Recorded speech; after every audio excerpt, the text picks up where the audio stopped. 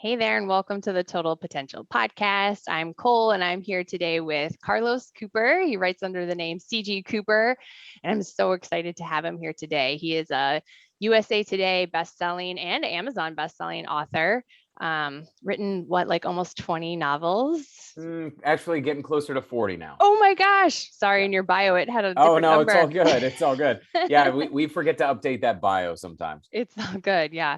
Um, yeah, just remarkable.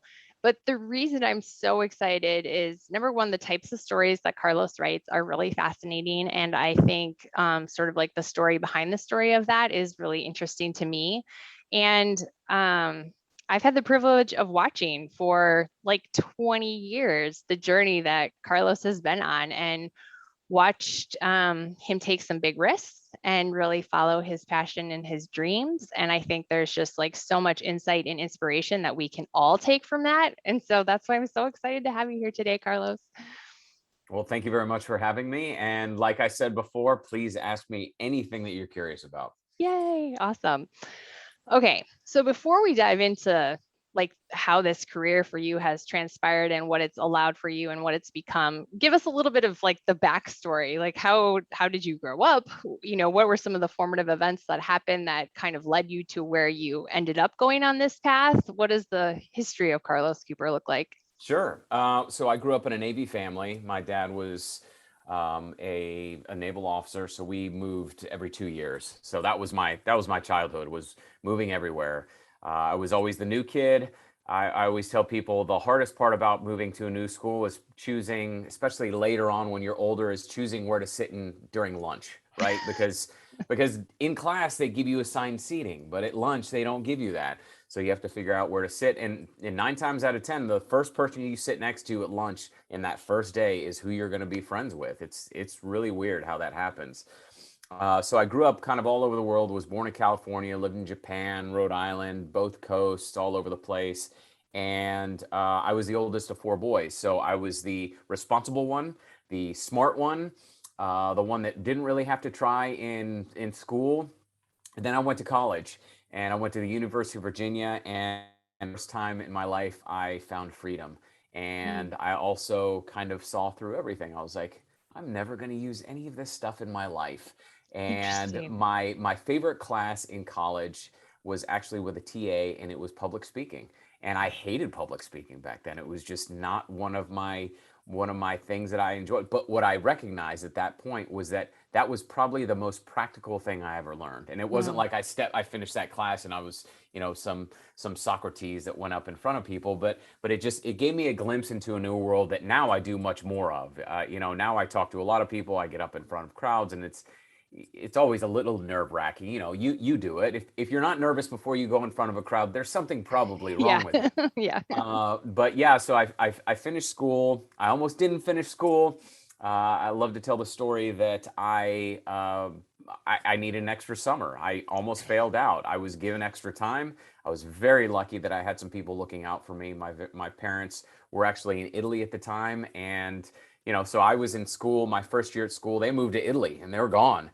The cool part is during the summer in the breaks, I got to go visit and live in Italy. Yeah. So I got to see more of the world, which was really great. And then after college, I was in the Marine Corps for 6 years.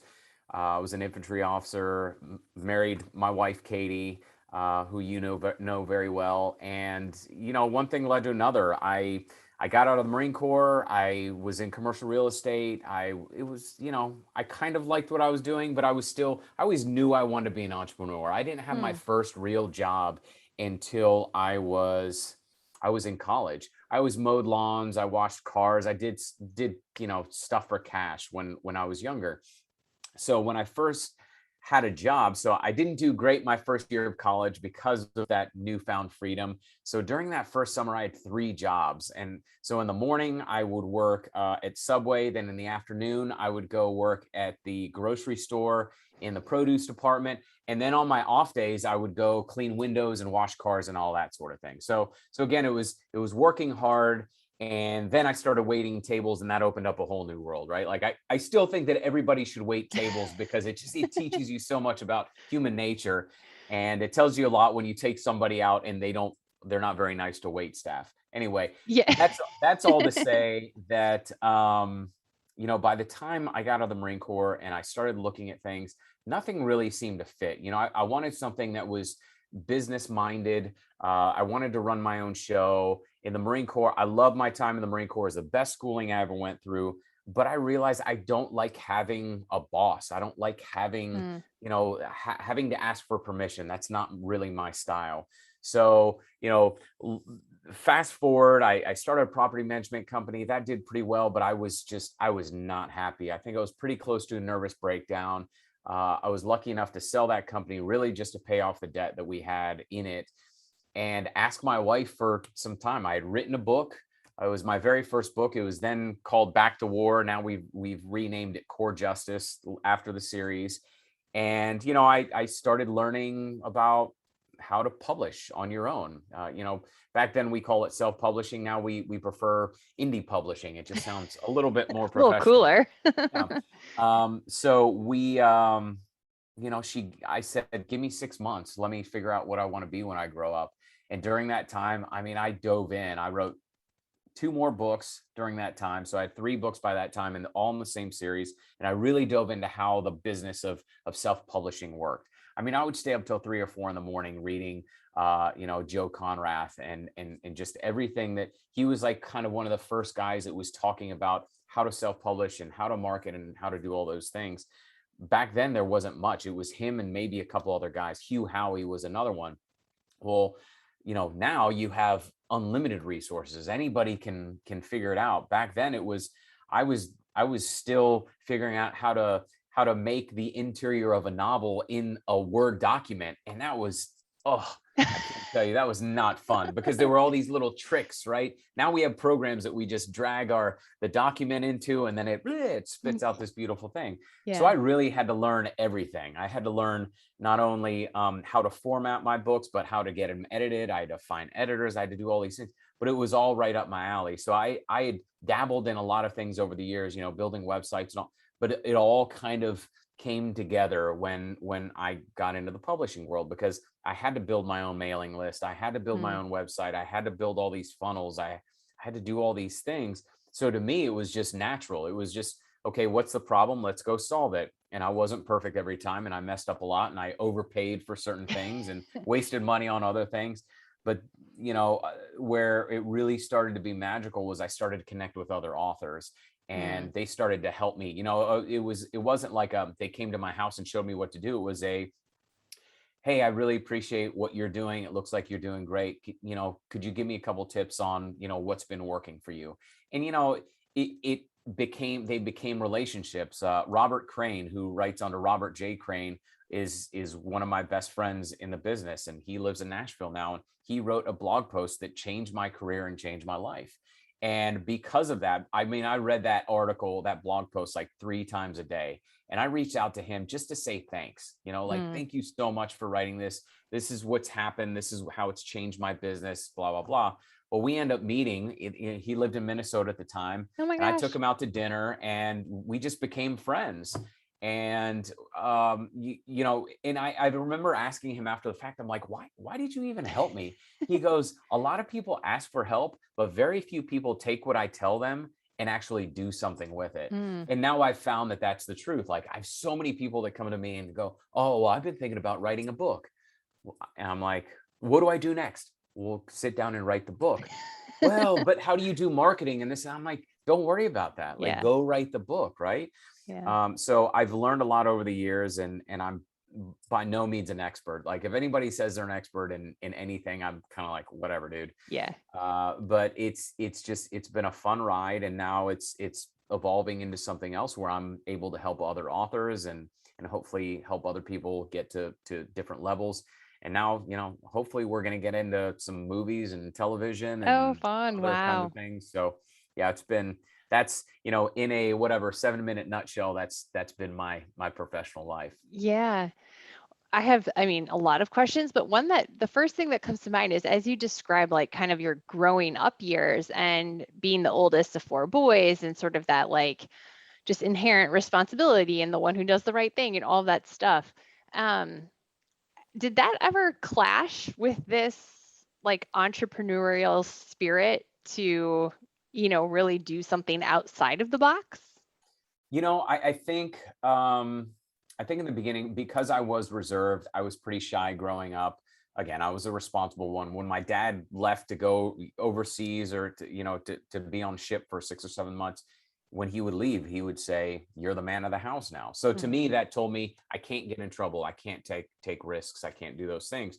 So for a long time, I would say that kind of held me back a little bit, just because it wasn't my personality to put myself out there. Yeah. Now, it was like my mom who taught me how to make flyers and hand them out so that I could get I could get lawn mowing jobs. And that was the first kind of like, it clued me in that there was a whole other economy that was kind of unofficial, right? Almost like a black market that you could make cash as a kid.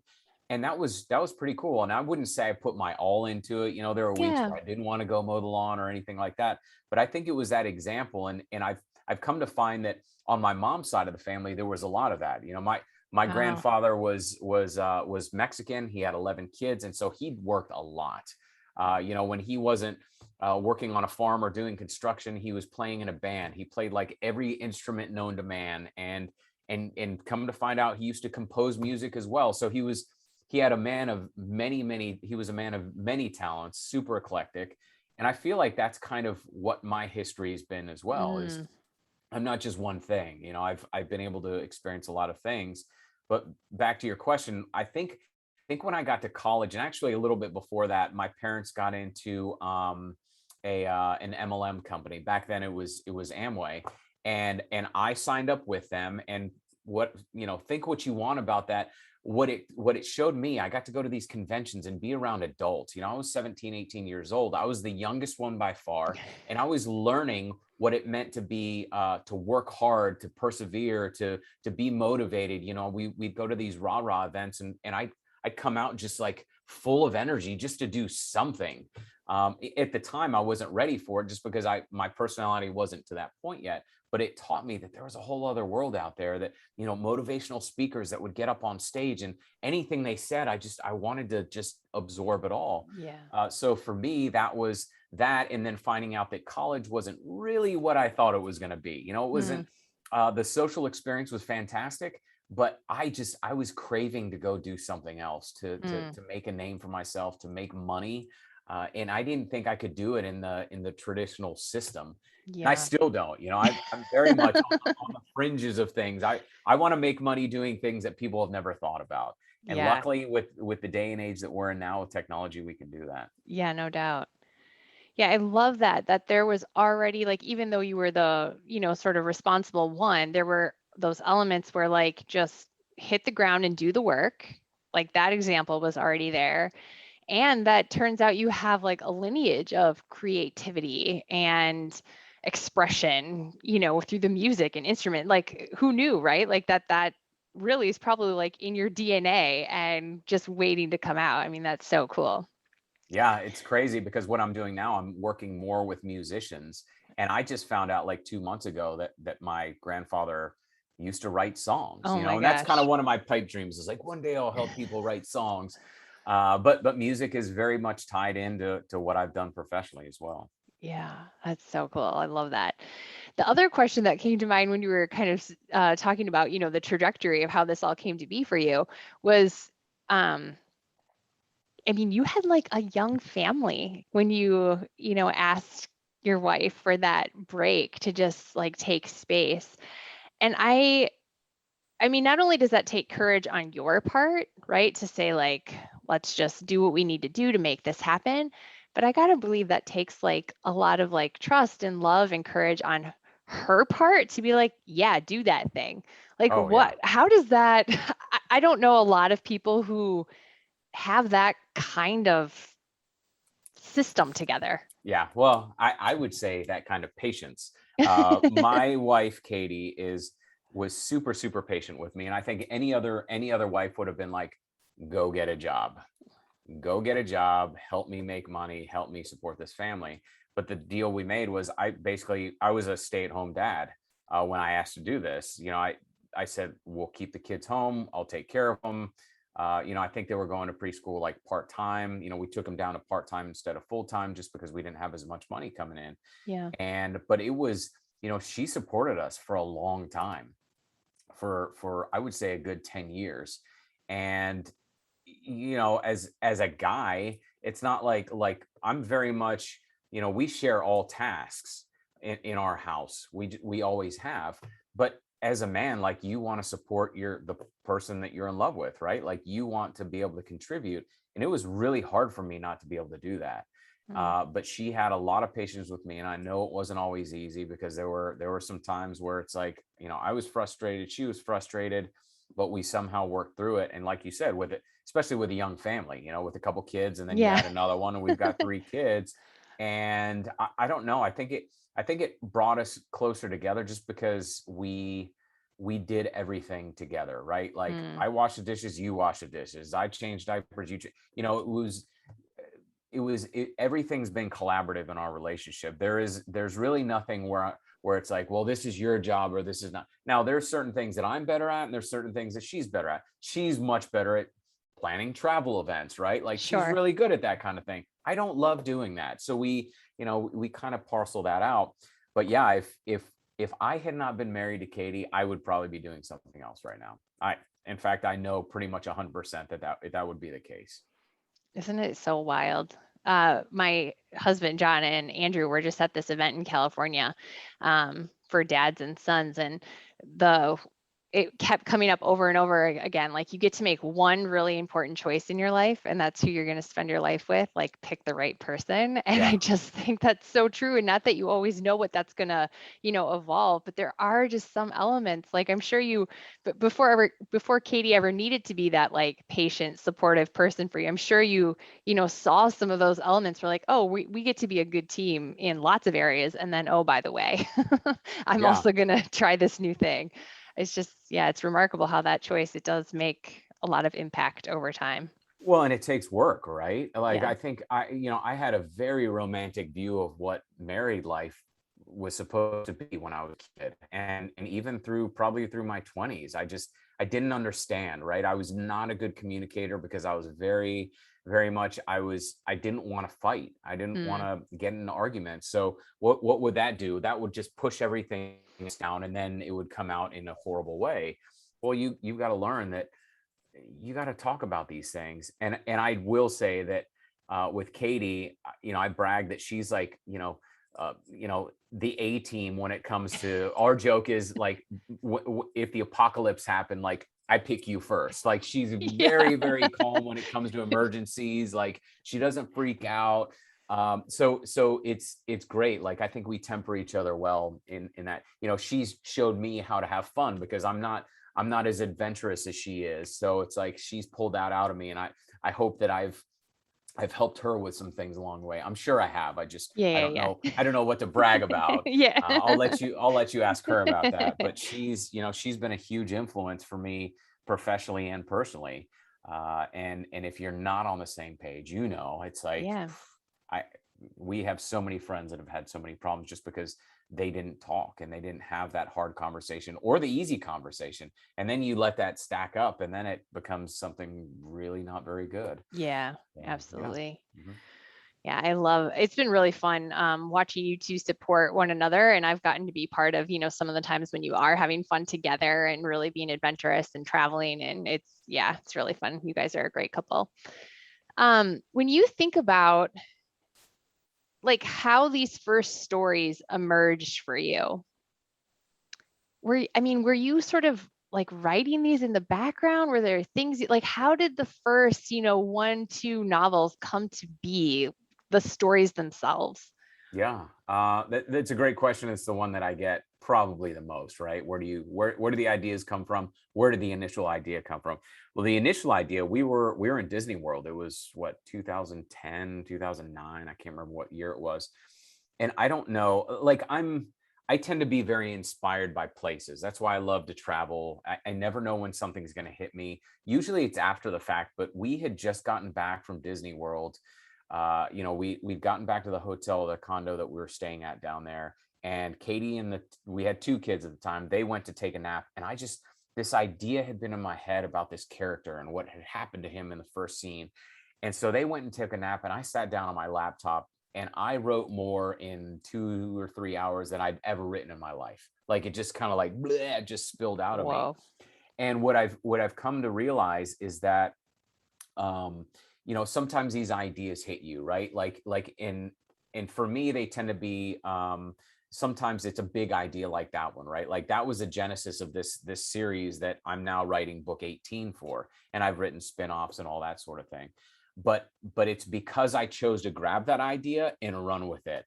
There's a great book by what's her name?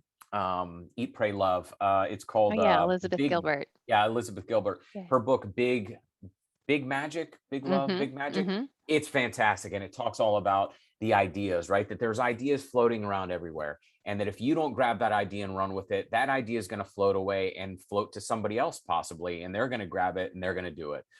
So she gives a couple of examples like that.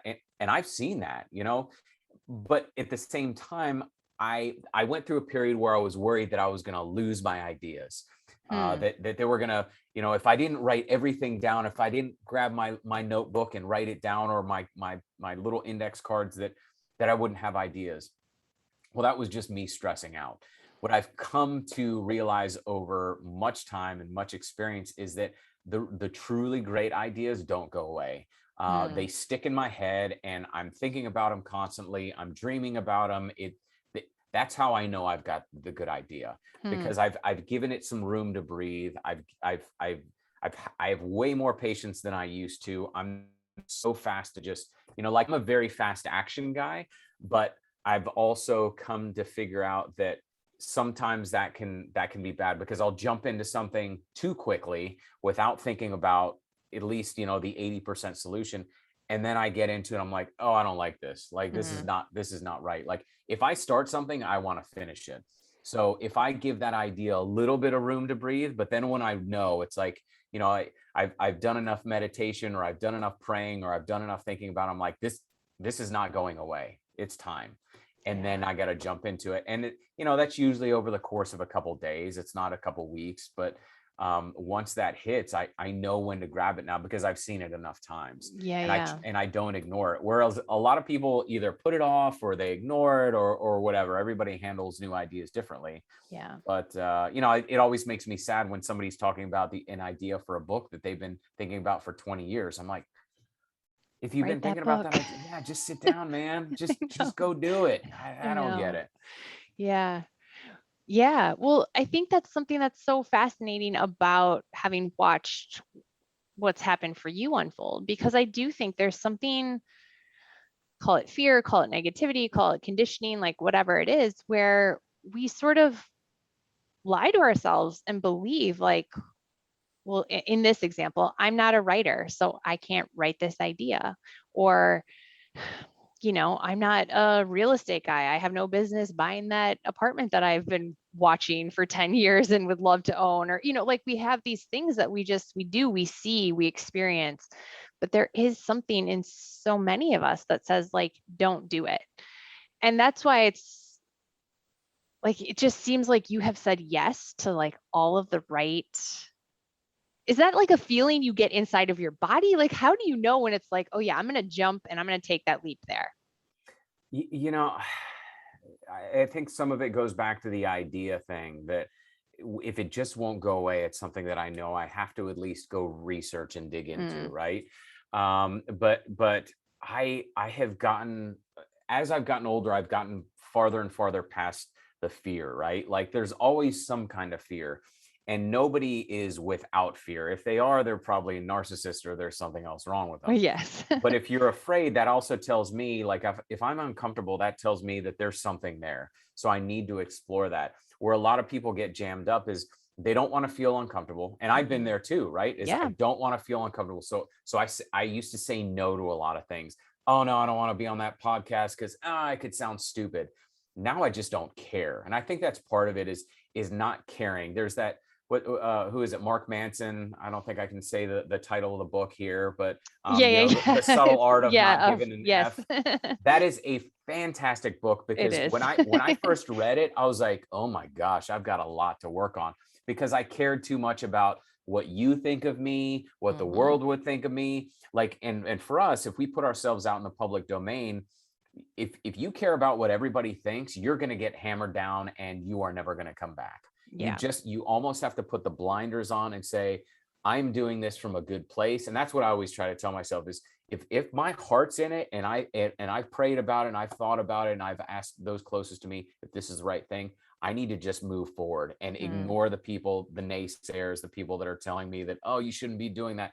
Because a lot of people told me that, and the harshest critics tend to be your family and your friends, right? Oh, well, why is Carlos writing books? That's just silly. Yeah. Like, nobody makes money writing books. You, Yeah. I heard those whispers a lot, Yeah. like, oh, that's a fun little hobby that you got there, and Yeah. it's cruel, it's unnecessary, where really what people need is more support. Like, I Yeah. want to be supportive of you and you want to be supportive of me. That's why it's so impressive with what you're building right now. It's you're putting yourself out there. And anytime anybody puts themselves out there, I'm rooting for them, right? I want them to win. And not all of us are going to. Yeah. I'm going to keep failing over and over and over again. But the more I do that, the more I also win, right? It's like, Yeah. whatever your batting average is, as long as you keep stepping up to the plate, to use a stupid baseball metaphor, Yeah. Yeah. that's what happens, right? The people that I admire most have keep stepping up, and they're not afraid to do it, or they're Yeah. afraid and they do it no matter what. Yeah. So that's what I've tried to be, especially recently, is if I'm uncomfortable, uh, go do it. Yeah. If somebody says something that I don't really want to do, and my first reaction is, no, I don't want to do it, I should probably go do it. Like, darn it, the next day I'm gonna have to rethink that. Stupid. Yeah, Yeah. exactly.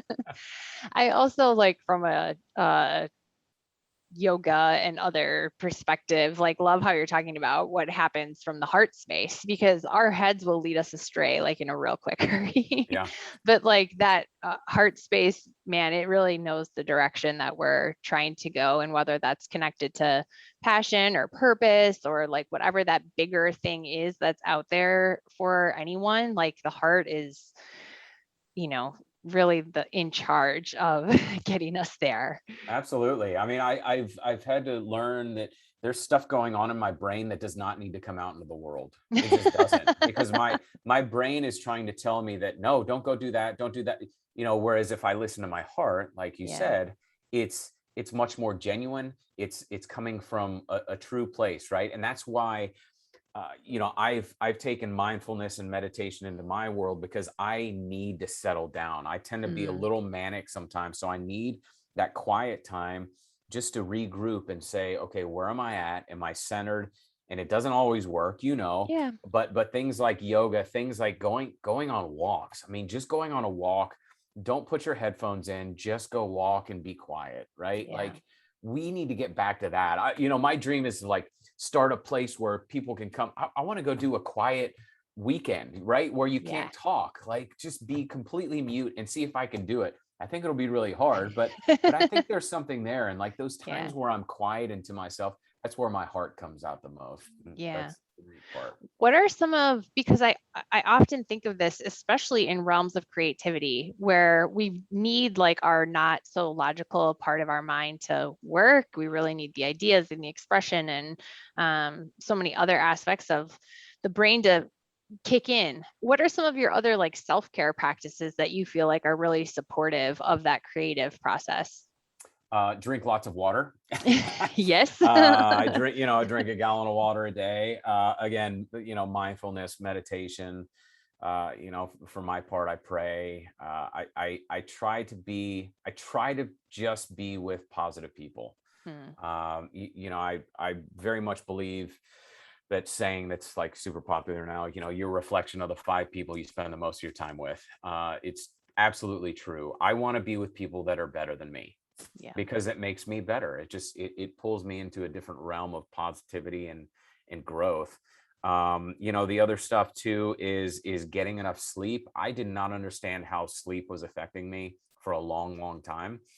Then I had a Whoop band for 2 years, and it really taught me, like, if I eat bad, that's going to make my sleep worse, right? And I no longer drink, and now I understand what that was doing to my body and to my sleep and to my recovery. So for Mhm. me, recovery and listening to my body, like I tend to work out 7 days a week. I'm not killing myself, but I'm listening to my body. Okay, today, like today, I was on the treadmill for 20 minutes, and then I did a 10-minute, uh, upper body workout. But I'm listening to my body. If I'm too tired, then I'm not going to do that. Yeah. I'm I'm getting better at that with age, just because I think as our bodies are getting older, we have to. Yeah. But the other thing too, like intermittent fasting has completely changed my life. I didn't understand my relationship with food.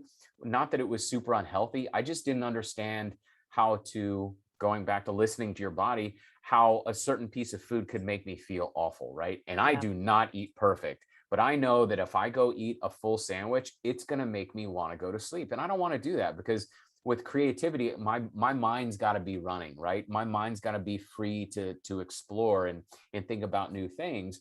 So if I'm putting, and I love sugar, I really do, like, but Yeah. I usually save that until later in the day. And it was in the beginning, it was just listening to my body. Okay, when I eat this, how do I feel, 20 minutes later, 30 minutes later, and an hour later? And I've learned a lot about that. Like, I don't go eat a full bowl of pasta. I don't eat pasta anymore, but I do eat rice. Like, I didn't think I could eat rice. Yeah. But I've learned that my body can process that, and I can still think after I eat a bowl of rice and, some meat on top. Yeah. But so much of it's experimentation. I've got friends that can't eat rice at all because it does the opposite to them. Yeah. So we're all wired completely differently, and it's very cool that we're here in an age where it's okay to explore those things, and it's not all about that little food pyramid that you and Yeah. I grew up with, right? It's Yes. like all that's being flipped upside down, and I Yeah. think that's really neat. Yeah. And it's creative and it's Yeah. individual. And Yep. yeah, it's really it's a cool time in that space. And I love what you're saying about how the more mindful we become around these self-care practices, like the more that really becomes available to us, right? Like the Yeah. clearer the thoughts are, the more creativity is present. Like it's I think sometimes we have a little bit of a relationship where like this is like a punishment to us to like take better care of ourselves, when in fact like the rewards that come from it are so like giving and generous and just keep flowing. So I can appreciate what you're saying about just taking a little bit more mindful approach to, yeah, support that process for unfolding. Yeah, and the other thing too is being able to celebrate, right? Like, I remember a couple of years ago when my buddy was helping me get back in shape, and he was my trainer, and also helping me kind of rethink what my relationship was with food.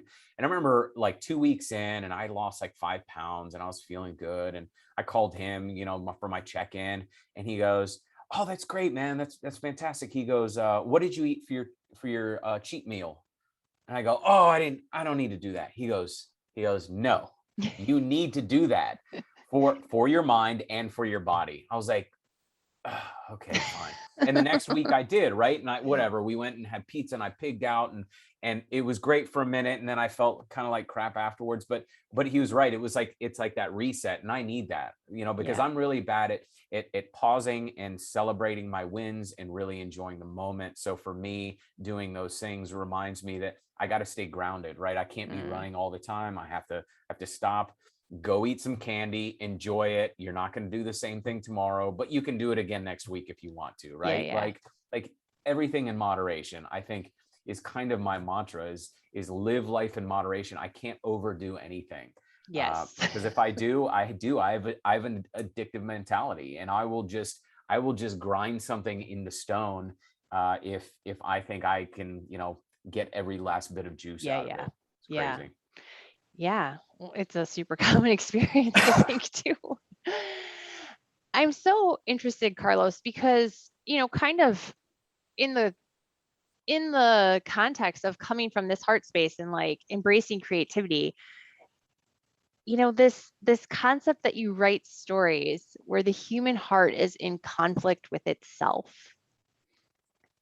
That resonates like so true as kind of a universal experience. And I'm really guessing that that's something that pulls to your readers, right? Because we can identify so much with kind of that internal conflict that, we all experience, whether that's in our head, in our heart, in our upbringing, in the way we want to move forward. Like how has that theme kind of remained like this central core for you in the way that you write? I think it's it's learning to trust your heart, Mm, because like I was saying, I was a shy kid. I didn't have, I had self-confidence in certain areas, but I had to learn through trial and error who I really was, right? Like I'm finally getting to the point where I'm happy with who I am, mm, physically, mentally, who I'm with, who I am, all those things.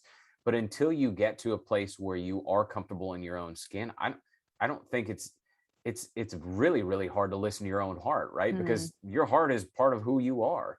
And so if you're not connected, if you're, I kind of draw the line, from head down to your feet. If I'm not connected all the way through, I'm not being genuine. And when I'm not being genuine, that means I'm probably lying, or I'm procrastinating, or all these defects of character that I have start coming out when I'm not being my true self. I'm telling half truths, or I'm embellishing whatever it is. Like I'm tired of doing that. I want to be honest. Like I want to sleep well by knowing that everything that I tell you today or I tell you tomorrow, it's the truth. So I don't mm. have to think about, well, did I tell her the truth? Was I lying? Was I embellishing? What was I doing? But all this stuff is coming from my heart. And time again, like I can't memorize anything. So if I go give a speech, or if I talk to people, I don't bring prepared notes.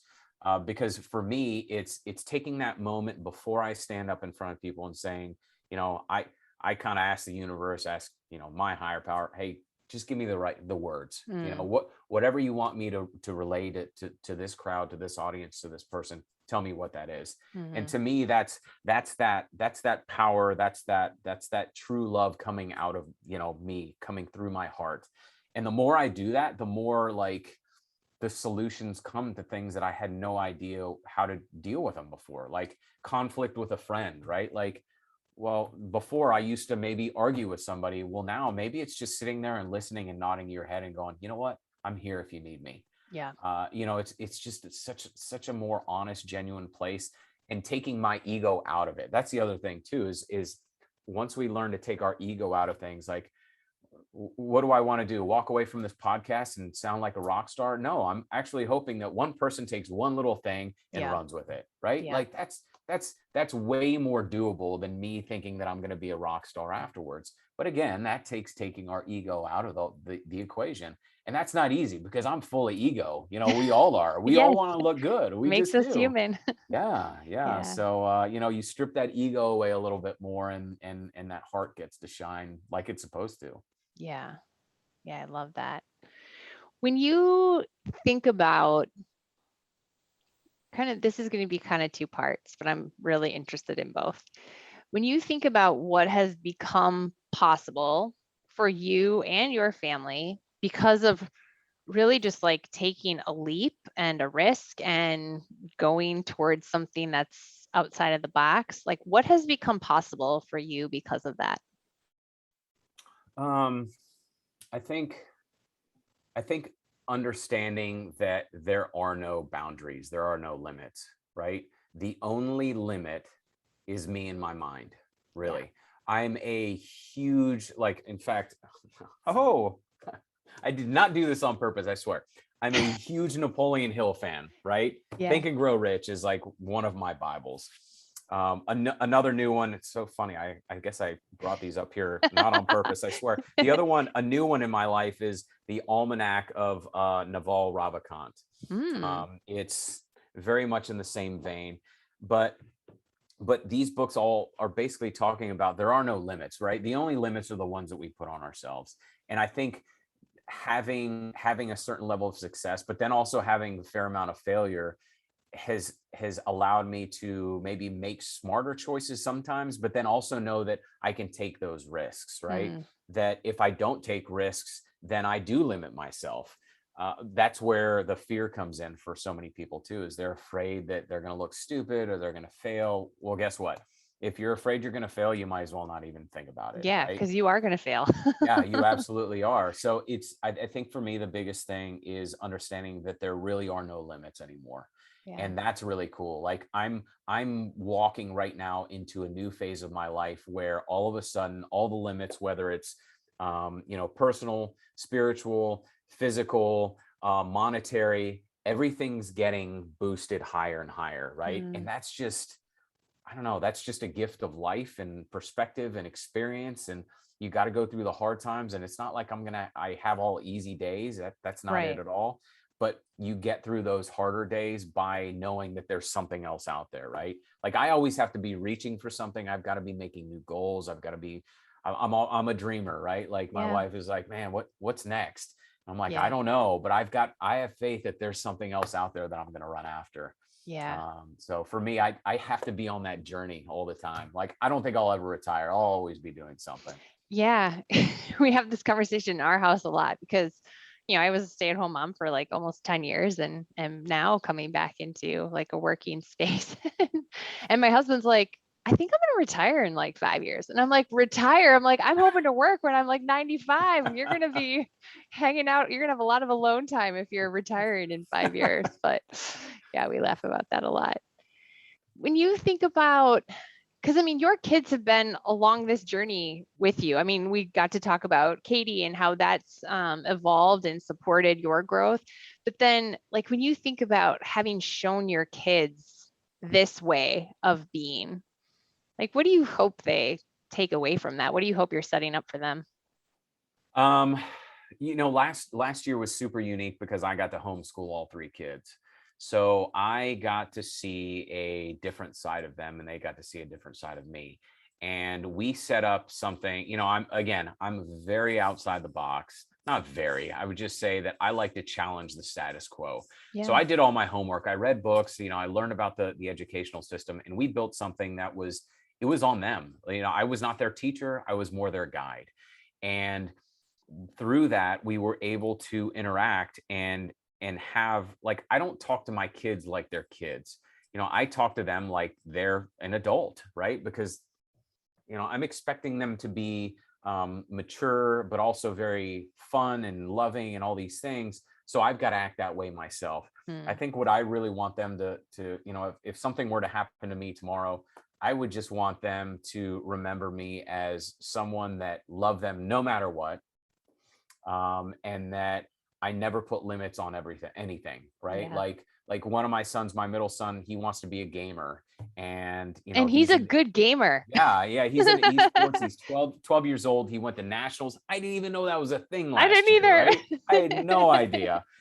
So I have a lot of friends my age that are super, super jealous of him. But it was cool that because we had that homeschool time, we had that time together, he was able to explore that, right? And he did fantastic in school, despite the fact that he was putting in a lot of hours doing these things. And it was just very cool to see them grow and to have that relationship with them. And every week we would have a check-in. Hey, how are things going? If something wasn't going good in a certain class, sometimes they would change classes. And Katie and I really try to put that responsibility on them, right? Like when growing up, wrong or right doesn't really matter. It was just expected that I was supposed to get straight A's. That was Hmm. just the expectation, but there was never really a conversation about why, right? Like Yeah. recently I kind of had the epiphany with the kids because they asked, and I said, think of it as you're young and you have every door of opportunity open to you in the world. Every door. Every time say you get a B or maybe a C or whatever, one of those doors or a couple of those doors closes, right? Or if you don't take this opportunity or whatever, like more doors keep closing. What you want to hopefully do is as you get farther in life, more of those doors are open than closed. Yeah. And I just, like, I think my dad told me something like that a long, long time ago, and that stuck. Because I want the world to be completely open for them. I want them to be able Yeah. to do whatever the heck they want. If they want to be a writer, like, I think my daughter is probably I know she's a much better writer than I was at her age. I mean, the stuff she writes is, I was like, what? But I got to experience that with them last year, which was Yeah. really cool. And just to see the way their brain works, I want them to know that they can do pretty much whatever they want, Yeah. as long as they're good people, loving people, and they take care of the people that are around them. That's, how could I not be proud of them if that's the least of what they do? Yeah. Yeah, no kidding. I love that. And yeah, it's just remarkable, like how, taking these leaps of faith, like any one choice, right? Like it creates a whole new possibility. And that's something that, like with our upcoming book, that's like what we're really focused on. Like just pick that one thing. Like you don't have to, like, yeah, the book has tons of information. Like what's the one thing where you're like, oh yeah, that's the thing. If I do that, like those doors suddenly are opening to not just me, but now our family in a whole new way. And yeah, it's been just really remarkable to watch you guys be creative and playful together. Like you guys go on the most amazing trips and see, remarkable places and share experiences. And I love what you're saying about, yeah, a COVID year, it left some things to be desired, but like it had so many gifts too. And like getting to peek inside of your kids' minds in that way and get to know them in that way, like you can't get that back. I mean, No. it's a Yeah. remarkable opportunity. Yeah, that's really beautiful. But it's just, last year was a weird year, and a crap year for a lot of people. But for me, I was very lucky. It was probably the best year of my life. I know. Yeah. And not because I made, $1 billion, but because I got to be with the people that I love the Yeah. most. And Yeah. that was just very, very special. We took a crappy situation and turned it into something positive. When everybody else was staying at home, we said, you know what, we're going to keep living. We're going to go travel. Yeah. And we got to experience some places that I never would have seen if we hadn't had that chance. Yeah. If the kids had been in school, we couldn't have pulled them out. So to be able to take that with them and, or take a week off and come to find out that rules in school are a little arbitrary, right? Yeah. Like the rules where you guys live are much different than they are down here, and vice versa. Yeah. But again, it's jumping on that idea without overthinking it, Hmm. like just taking action, right? Okay, the kids aren't in school, let's go do something instead of sitting around and waiting for something to happen. Yeah. Um, that's what I've been impressed with you, especially recently, is you have this idea, this is what you want to do, and you just go and you do it, right? Like, don't think about it, just go do it. Even though it flops, if it flops, it won't flop, but it's something that you're going to grow from. And Yeah. if we don't put ourselves in those situations, like you said, it's that one thing. Pick that one thing, pick Yeah. that one thing and go do it. Yeah. Right? You may win, you may lose, whatever. There will always be another one thing. Just Yes. keep picking stuff, right? Just Yeah. never stop picking. Yeah. I also think what you're saying about this, kind of flipping this past year on its head a little bit resonates to what we were talking about earlier in terms of failure. Like, I think when the year came to a crashing halt, and like, oh, this is going to be real different than normal. For a lot of people, I would say that type of experience equates to how they experience other failures. Like what was Mhm. supposed to be was no longer going to be, and now it's terrible. And I think when you have the mindset like that things are going to be disappointing sometimes and we're still going to try them, and then guess what, we're going to learn something from it and try something new the next time. Like that's what makes it so fun and exciting. And now like there's possibility everywhere. It's not only in the things that we wrote on the calendar or the expectations we had. Like now there could be something lurking behind every door, which also from like a writing perspective, like I'm even imagining like how many ideas get pulled from those types of life experiences as well. Was Yeah. there any like major idea that came for you in the pandemic year? Yeah, I mean, I had a few. I'm about to publish the first book in a new series. We went to Big Sky, Montana, and I'd never been, and I was completely blown away. Hmm. Just the beauty of the place, there was something there. It felt like magic to me, and that's what I wrote a book about. Right? It's not in my typical genre. It's literary fiction, but it was a big idea that hit me in the back of the head that I kind of overthought for a while. I Hmm. didn't take quick enough action. The book took me longer than any other book that I've written. It took me 6 months instead of 2 to 3, which is what it Hmm. usually takes me. But it was an idea that wouldn't go away. That what if there's a place full of love and magic that could help people change their lives, right? And and that's what the book became about. It, it still has characters just like in my main stuff, right? Like, but at the same time, I love exploring those themes of, hardship, heartache, love, redemption, brotherhood, all those things. And so when I travel, that's what I'm looking for, right? Is those experiences. But I will also say that it tends to be the stuff, like the crappier parts of life, that inspire more. It's weird. Yeah. It's, because it's like, whether I'm frustrated, I'm like, I got a crappy review, and then I channel that energy into, killing a politician in a book. And I've done that plenty of times. But it's just, it's funny where it comes from. You never know where that inspiration is going to hit. But yeah, it's, last year it was interesting because, and this is really, anytime, I just feel like last year everything was magnified. I think a lot of people live in regret, Mm, and they have this fear of missing out, or they're comparing themselves to somebody else. Like, let's stop doing that, right? Like, yeah. live your own life. Like, your life is going to look nothing like anybody else's, and you got to be okay with that. And if you're not, um your life is kind of going to suck, because you're always comparing to somebody else or something else. And that's Yeah. just, I don't think it's any way to live, right? It's like you have to, like, untether yourself from the world a little bit, and Yeah. say, you know what, I'm going to live free. I'm going to just kind of let life come as it comes. But again, that's been a lesson for me, that don't stress out about the little things, right? Like, save that up for when things really hit the fan, Yeah. because you're going to need that energy. Instead, just kind of let life kind of go, and enjoy it as you go, and take those sour lemons and make them into something else. Because Yeah. yeah, it's like you were saying, there's always a flip side way of looking at something. And a lot of times that's where the unexpected blessings come from. It's like, I figured out recently, it's the moments between the moments. Like, I've had some of the Mm, most pivotal conversations with my children waiting in line at the grocery store, right? At a line. totally.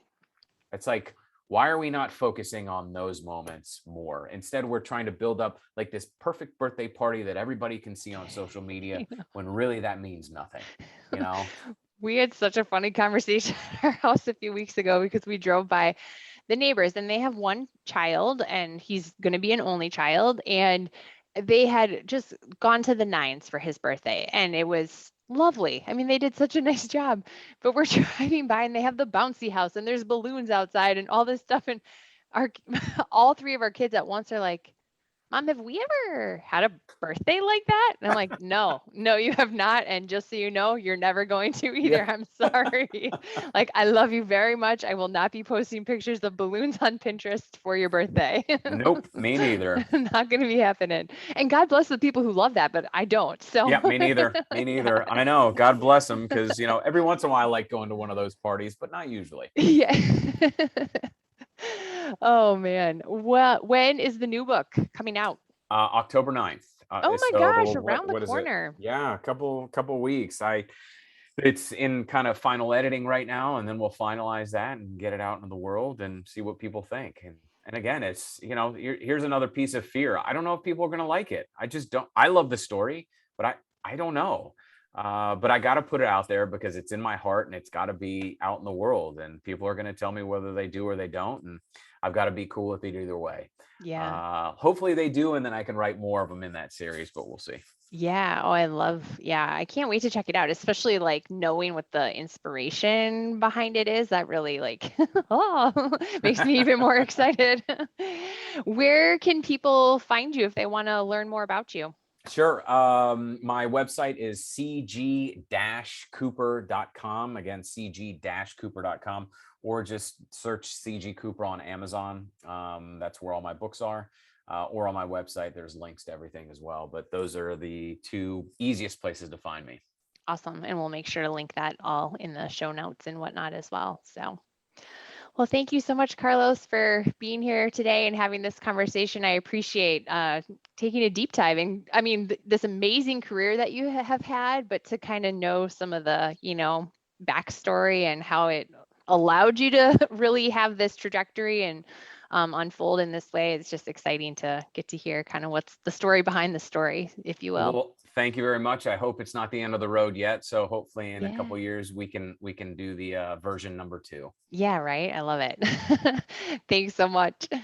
Thanks.